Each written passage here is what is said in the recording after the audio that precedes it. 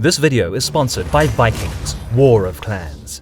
Build, plan, and conquer in the game that lets you choose your own playstyle. What kind of leader will you be as you work towards pitting your nation against others? Played by over 20 million people around the world, Vikings lets you write your own history.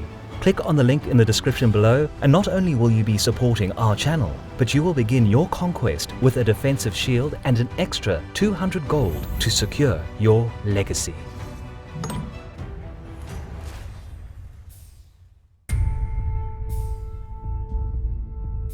It is the year 1033. 4 years have passed since the defeat of exiled King Olaf Haraldsson near Stiklestad.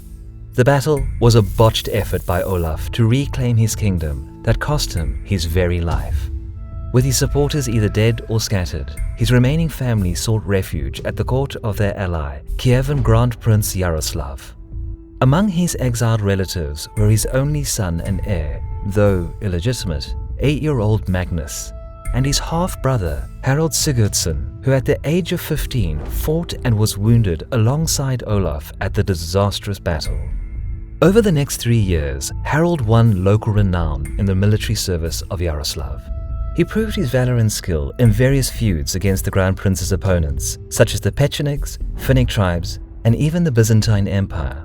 Though he climbed to the rank of captain, Harald quickly grew restless with the limited possibilities of serving in Kievan Rus. In 1035, he, along with a skilled retinue, left the service of Yaroslav and ventured south, eventually reaching the walls of the mighty city of Constantinople, known to the Vikings as MacLeod. There he managed to find employment as a mercenary to the Emperor Michael IV.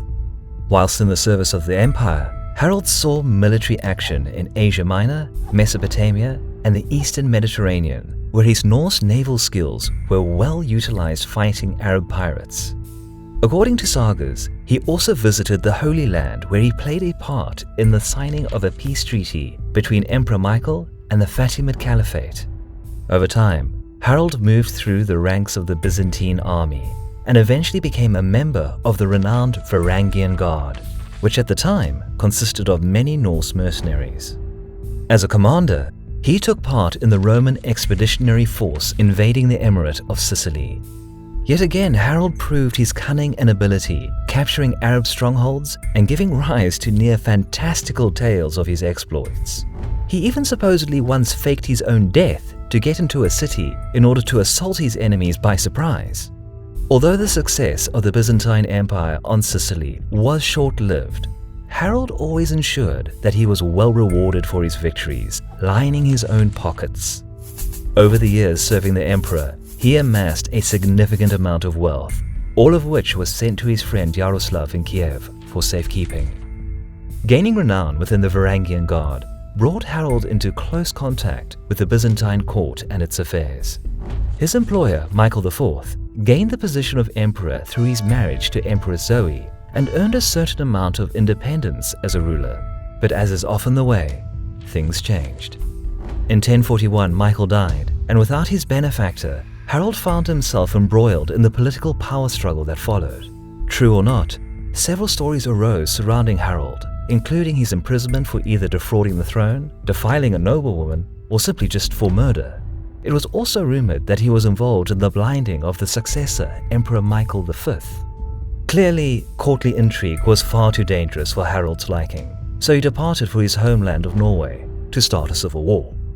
He had heard of the death of King Canute and wanted to see if he could leverage this to his advantage.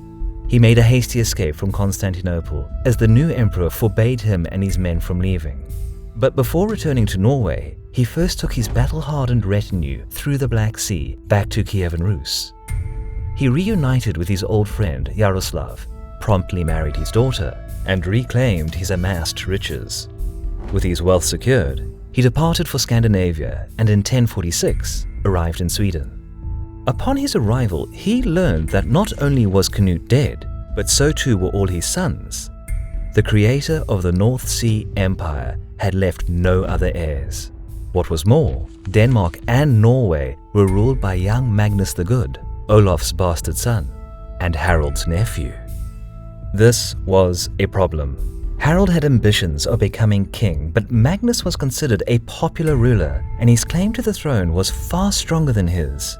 Nevertheless, Harald made the decision to challenge his nephew for the throne. He allied himself with another royal claimant, Sven Estridsson, Canut's nephew, who unsuccessfully fought Magnus for control over Denmark. To undermine Magnus's rule and display their dominance, they embarked on a campaign of raids along the Danish coast. Their constant harassment of the coastline eventually yielded results, as Magnus proposed a political compromise. He offered Harald, and Harald alone, joint rule over Norway. Magnus would continue to rule Denmark, but also be regarded as overlord of the entire realm. Harald was reluctant to break his pact with Sven, who was excluded from this arrangement, but eventually accepted the deal with his nephew. It was an uneasy rule between Harald and Magnus, with the two seldom able to cooperate. Harald was on the brink of taking up arms once again against his nephew, but a year after their accord, Magnus suddenly died. The path to ruling the entire realm suddenly opened for Harald. But even in death, Magnus had one last card to play to spite his uncle. Magnus had named Harald's betrayed ally, Sven Estridsson, as his successor to rule Denmark. This came as a shock to Harald. Immediately he launched naval attacks on the Danish coast, as he had done before.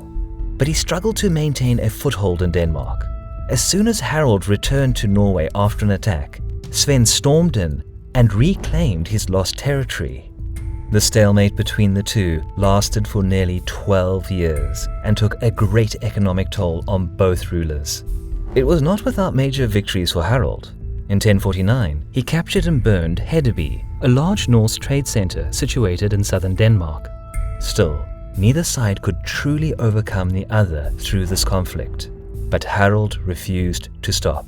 It was during this time that he earned his famous nickname, Hardrada, Hard Ruler. It was not until 1062 when things finally changed. Whether pushed by his people or simply exhausted by the constant attacks, Sven conceded to facing Hardrada in a final decisive battle.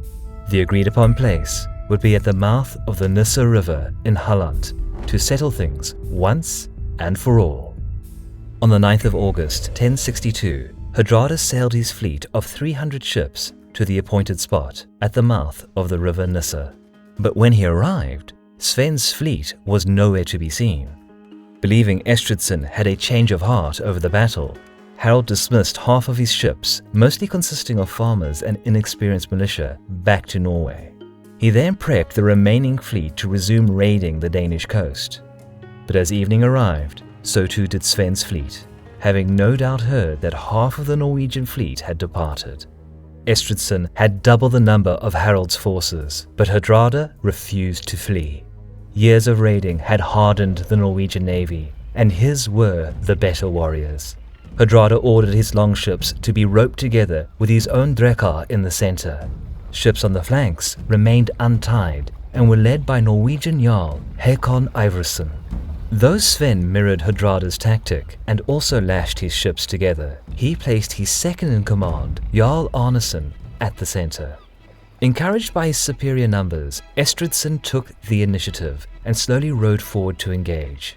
When they got close enough, both sides traded volleys of arrows, hoping to gain an early advantage. It took some time, but eventually Hardrada shortened the distance and clashed with Estridsson's line. As the sun dipped below the horizon, fierce melee broke out. As the battle raged through the night, it seemed like neither side could gain the upper hand. Although outnumbered, Harald's men proved their mettle and fought the Danes in a bloody deadlock.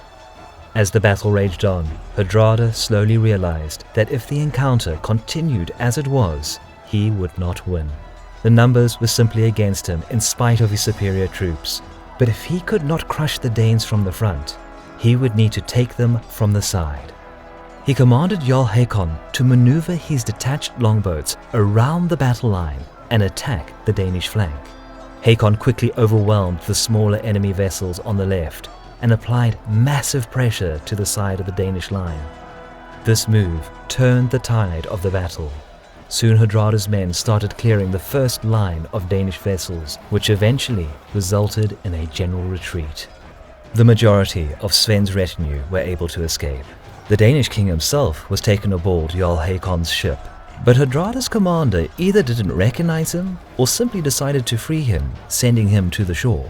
More likely, it was the latter, as Hakon once served under Sven.